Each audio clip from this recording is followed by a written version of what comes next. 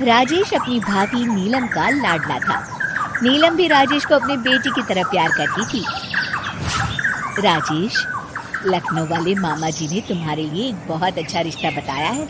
लड़की बहुत अच्छी है, अब तुम शादी कर लो। अरे नहीं भाभी, शादी तो बर्बादी है। भला तुम्हारे हाथों के खाने में जो स्वाद है वो किसी और के हाथों में कहाँ। मुझे अभी शादी नहीं करनी भाभी।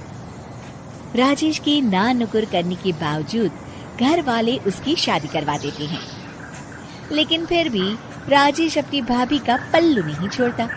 वो अपनी पत्नी को बिल्कुल तवज्जो नहीं देता था। उसके लिए उसकी पत्नी सुधा का होना ना होना बराबर था। अरे राजेश, तुम अकेले बाहर जा रहे हो, सुधा को भी लेते जाओ। अरे क्या भाभी, हफ्ते में एक दिन तो छुट्टी मिलती है और आप वो भी खराब करना चाहती हैं। सुधा बाहर जाके क्या करेगी, वो घर में ही ठीक है। वैसे मुझे देर हो रही है भाभी, चलता हूँ मैं। राजेश की इस बेरुखी से सुधा हमेशा उदास रहती थी। फिर एक दिन नीलम इस विषय को लेकर अपने पति से चर्चा करती है। सुनिए जी, राजेश को कब अकल आएगी? वो तो सुधा की बिल्कुल कदर ही नहीं करता। अब आप ही बताइए, ऐसे कैसे चलेगा? तुम ठीक कहती हो, राजेश को सही रास्ते पर लाना ही पड़ेगा। चलो मैं तुम्हें एक उपाय बताता हूँ। फिर 2 दिन के बाद नीलम बाजार से खरीदारी करके घर लौटती है। ये लीजिए माँ जी, मैं आपके लिए नई साड़ी लेकर आई हूँ। बबलू, ये तुम्हारे लिए। नीलम सबके लिए कुछ न कुछ लेकर आती है। भाभी, आप मेरे लिए कुछ नहीं लेकर आई क्या? अरे राजेश, तुम क्या समझते हो, मैंने कोई बैंक खोल रखा है या फिर घर के आंगन में पैसों का पेड़ लगा रखा है? तुम हर बात के लिए मुझसे उम्मीद क्यों रखते हो? अब बड़े हो गए हो, अच्छा कमाते हो। क्या भाभी, मैं तो बस। अरे बस भी करो, तुम्हारी ये बच्चे जैसी ना समझ बातें सुनने के लिए मेरे पास बिल्कुल वक्त नहीं है। नीलम राजेश को झिड़क कर वहाँ से चली जाती है। राजेश अचानक अपनी भाभी का ये रूप देख असमंजस में पड़ जाता है। फिर एक दिन नीलम रसोई घर में खाना बना रही होती है कि तभी राजेश वहाँ आता है।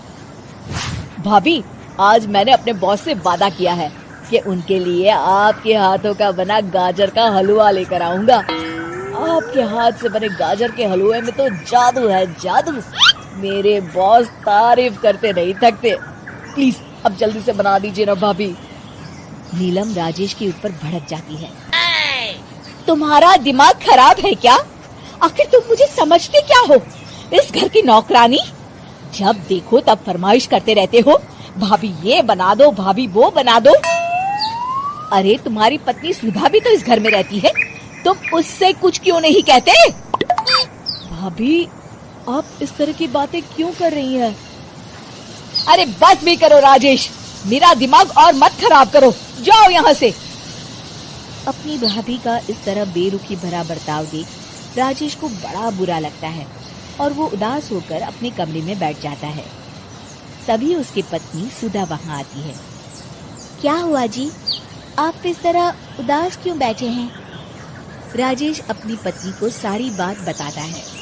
राजेश की बात सुनकर सुधा मुस्कुरा के कहती है, बस इतनी सी बात।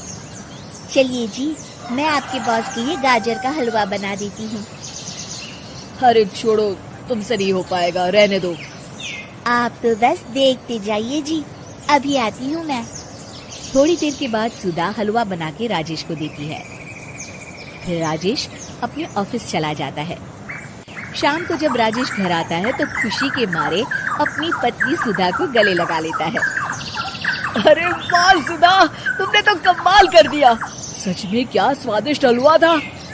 मेरे बॉस बहुत तारीफ कर रहे थे और इस हफ्ते घर आ रहे हैं तुम्हारे हाथों का खाना खाने।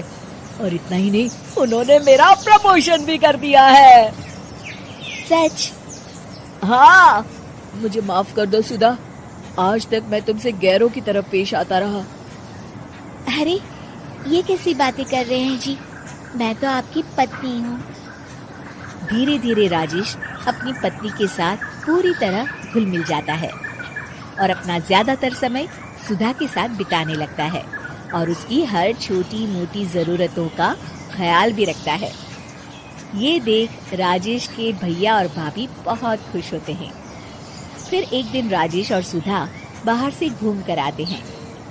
राजेश, सुधा के प्रति तुम अपनी जिम्मेदारी समझो, इसीलिए मैंने तुम्हारे साथ ऐसा बर्ताव किया था। अगर तुम्हें मेरी किसी बात का बुरा लगा हो तो मुझे माफ कर देना। अरे अरे भाभी, ये क्या कह रही हैं? मैं जानता हूँ आप तो मेरे लिए हमेशा अच्छा ही सोचोगी। आखिर आप वर्ल्ड की बेस्ट भाभी जो है।